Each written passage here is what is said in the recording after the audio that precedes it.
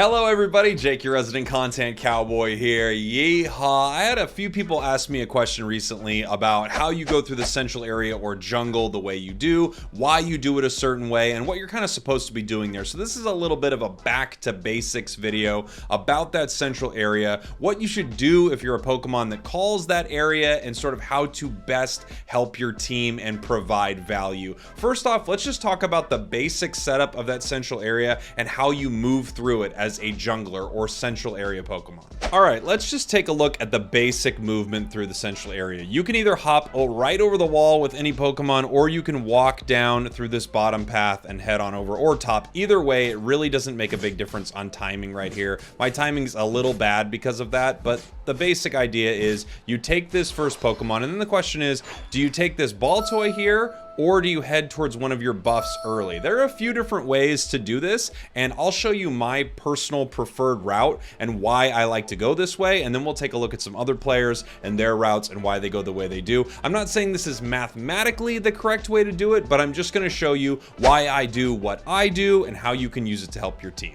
Now, the order you take buffs in can vary depending on what Pokemon you are playing, or maybe something on the enemy team you're worried about. I'm actually just going to walk around, even though normally I like to jump over. I'm going to take this Xatu down right here, and then I'm going to walk over to my first buff. I like taking blue buff first, but you can go either way. I usually take blue buff on every Pokemon just because it's cooldown reduction, and that gives me the ability to use my moves faster. I then walk up to the red buff right here, and I take that. The reason I do this is a few things. First off, if I notice right after I take this that something is happening up in this top path that I can stop, like if I can walk up there at a level 4 Scyther and just get a couple quick KOs, I can do that right there. Otherwise, I can grab these two ball toys, and then I can head down to the path in the bottom lane. I normally like to head to bot after I clear up the central area here, grab my dual wing beat, and now I'm here with plenty of time for whatever fight happens at this 850 Bs. And that's the big thing when you're a center area Pokemon. You want to make sure that you're ready to go for this fight, that you help your team secure what's in the center, and at the same time you get some KOs. You're going to be a higher level than the enemies, and you're going to have a red buff. So when you hit them with your basic attacks, they are going to be slowed, meaning that you want to, if you can, try to prioritize KOing a couple enemies so your team can take this easily. After that, if you're stacking, you can go ahead and stack, and then you can head back towards the central area here. I'm a little slow on this rotation because I have no allies or anything like that, but you want to be back in time if you can for this blue buff to come back right here. You're not really going to have to worry about not having a blue buff for more than even a second if you do your rotation right, so don't stress at all about not having your buffs. There's no worries on the timing of these buffs right here. We were down there for a little while because we cleared it so fast. After this, you can make a few decisions. If you have some time left, you can take these back ball toys if they're up in time, but no matter what, you want to make sure that you are in this central area at 8 minutes so that you can take this. Of course, there are situations where you don't do this. If your team's getting stomped and you're showing up and you know there are going to be 3 enemies, there's really nothing you can do. Of course, you wouldn't show up there. You might head top, or you might head bottom again to help your team. But basically, you're on a little bit of a rotation where you move through, you take buffs, then you head to a path to help your team succeed. You move through, you take buffs, and you head through a path to help your team succeed. That's really what you're doing as a center area Pokemon. And again, you're a higher level than enemies. That's something to keep in mind. That's the reason you are the center area Pokemon, to be a higher level and use that level advantage to get KOs. That's the biggest idea here. Of course, sometimes there's not going to be a KO you can get, the fight's too tough, you're going into an over-leveled enemy team, and you just help your team secure something, but in general, you are looking to get KOs for your team. Now let me show you something interesting. The timing of your buffs is actually completely set up. You can see it all the time with the buffs that you have currently on. Let me show you what I mean. As soon as I take this Pokemon right here, boom, I have this blue buff timer that shows up at the bottom right of my screen right there, and I can pull it up larger with my right stick. So my move cooldowns are reduced for a short time. As this timer goes around, you will know exactly when your blue buff is coming back up if you didn't get another buff by KOing an enemy or something like that. I will show you when that happens. So we're taking a look at my blue buff right here. It's about 3/4 of the way done. You can see that timer ticking up. As soon as it gets to that corner right there, your buff spawns. So right there, you know exactly what your timing is for your blue and red buffs if you forget when you KO them. They're also on an actual timer inside the game, but just in case you're like, oh, when is that coming back up? If you don't KO an enemy and take their buffs, because that will change your timers. If you don't KO an enemy and take their buffs, you have a timer right there on your screen. It lets you know when you need to be back to your center area to get those buffs again. And it's important as a center area Pokemon to continue moving through that center, get your buffs, help your team. Get your buffs, help your team. Of course, there are many situations and things that change in Pokemon Unite, but the first few minutes are pretty formulaic, I would say. There isn't a lot of variation that you need to make. There are Pokemon that change this formula, especially if you're playing with teams, etc., etc. For instance, I play Dodrio, and if you absolutely crush the enemy in the bottom path, and you see their jungler is something like Gardevoir or Delphox or what, you know, a squishy Pokemon, you can run into the enemy central area, take their buffs, get a KO, stuff like that. But I'm just showing you sort of the basics of a center area play right there. Now let's take a look at some other players. All right, let's take a look at one of my favorite players, an amazing center area player, Scolded right here. He is playing a Cinderace game. He's going to hop over the central wall with low sweep. You actually saw him get his boosted attack and then hop over the center wall. He moves in, takes this experience, and now he is going to take his red buff first. Very common. I see a lot of 80 carry Pokemon. So these are Pokemon that are auto attack Pokemon taking that red buff, especially if any enemies are going to head in, they'll be able to eat that up.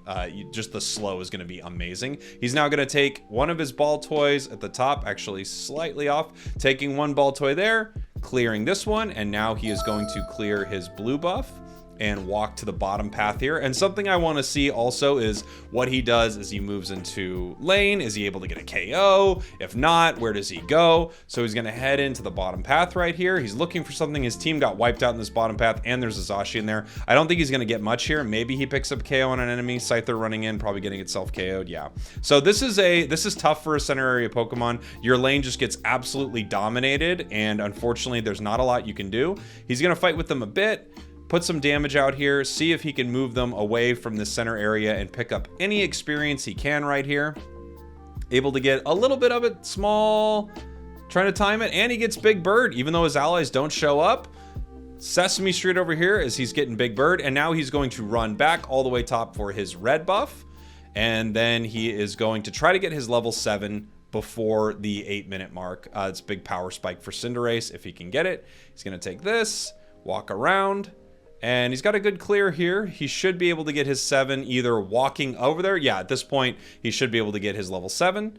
He's going to clear this, and now he's going to take this. This is right on track for a level 7 for Cinder. Very close. Let's see. Yes, right on track for it. Grabs his Blaze Kick, heads towards this central area here. A little bit of a soccer play happening as he's now trying to zone out this Zacian. There isn't a lot he can do if that Zacian gets on him, but he can play at extreme range as Cinderace, and that's what he's looking to do. Take as much experience as he can, back off, use his Blaze Kick to remaneuver himself. This is great plays. He's probably going to get Zacian right here, and he does. Very, very nice. So that's a center area clear with a bad gank because his team was all KO'd in that bottom path, and that is what Scolded ended up doing here as Cinderace. Again, top player, and that is how he took his rotation.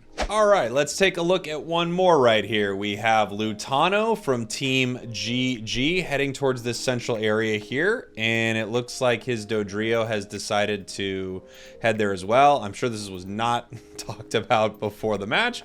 Here we go, his Assault Vest Dodrio now sitting in the central area, fighting over the center with him, but it looks like he's going for his blue buff. He is a caster character, you know, a mage, so it looks like he's trying to get that maybe before his Dodrio does, but at the same time, grab his blue buff.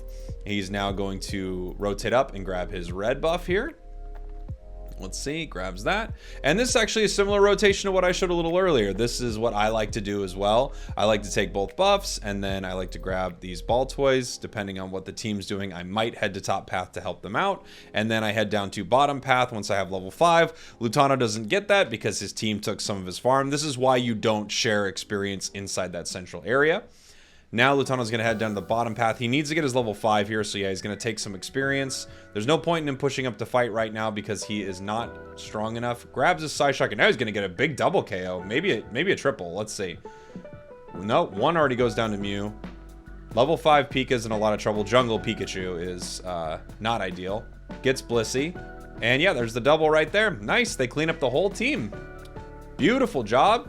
He's going to score, and then I assume he's just going to head back towards the central area to farm before an enemy takes it or before his ally takes it. Because let's face it, that's very, very possible. And then I just want to see his rotation to the 8-minute mark. There's a lot that changes in the game, you know, depending on if the enemy or ally is taking your central area, if you win or lose the bottom path right here. But here are just a couple examples of what some good players have done. You can see Lutano not heading for these back ball toys, seeing if he can pick something up in this top path right here. Might get this KO on SB, getting pretty close.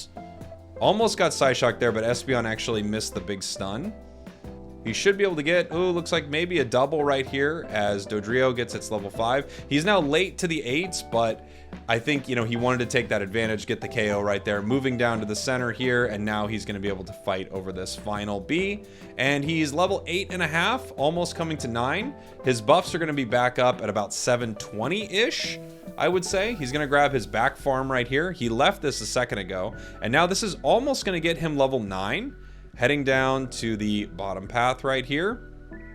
And again, his blue buff is going to be up in about 10 seconds, it looks like. The question is, does he move bottom or does he head back and grab his blue? Looks like he's just going to move bottom and fight over the center area birds here at 720. Obviously, this is contested farm, so the more of it his team can get, it means the less the enemy team does. He's now going to head back, grab his blue buff, and he should be heading to bottom path right here to secure this objective. We'll just kind of let this first sort of 3 minutes of the game play out. We'll see this first fight, and then we can kind of wrap up what we've talked about here for the sort of the basics of being a center area Pokemon. Might be level 10 here. Got a big Unite move that you could throw out right about. I wonder if he's going to do it on this goal. He easily could. Good catch. He might pull it. He might just go back and secure this. Let's see. He might not even need to. They're so low. He might get it without it. And now the team is just kind of zoning out the enemy. Oh, Garchomp was getting it the whole time. I don't know if his camera saw that, actually. And there you go. They miss out on that bottom objective here, and he's now going to head back to the center in a little bit and grab all of that experience as well. Both of these goals are up, so there's a ton to farm right here. But that was just kind of a basic rotation there from Lutano. So again, the basics of being a central area Pokemon. Get your buffs, make it to a lane once you're level 5, and help that lane win somehow as best you can, provide value to the team, get back to the central area in time to take those buffs again, head to the middle, fight over the birds that spawn at 8 o'clock, then you will be heading to either the top or bottom path, try to provide value for your team. Usually you show up to one of the fights at 720, and then you can head back into the center if you need to grab a little more experience and be ready to fight at either top or bottom objective. I greatly prefer bottom objective at the 7-minute spawn. There you go. The basics of jungling. Jungling 101. Jungling, what's less than 101? Jungling high school. Jungling, you get it. It's the basics. Thanks for watching. Thanks for listening. I hope that helps for anyone who is sort of new to the role or sort of figuring out what to do, when they can make something happen. A couple other pointers that I think are important. I like almost always going to the bottom path because that's the path I like to put a lot of pressure on. But if I notice a particularly juicy lane or path as the game calls it, I will go there. So if I see top lane is like Gardevoir Cinderace or something on the enemy team, I'm like, oh, that's an easy double KO, as opposed to Wigglytuff Snorlax or something on the bottom lane. I think that's important, but also you can just find a lane that you like to gank and prioritize that. Thanks for watching. Thanks for listening. I hope this helped. I will see you all very, very soon. Very, very, very, very soon. Love you. Mwah.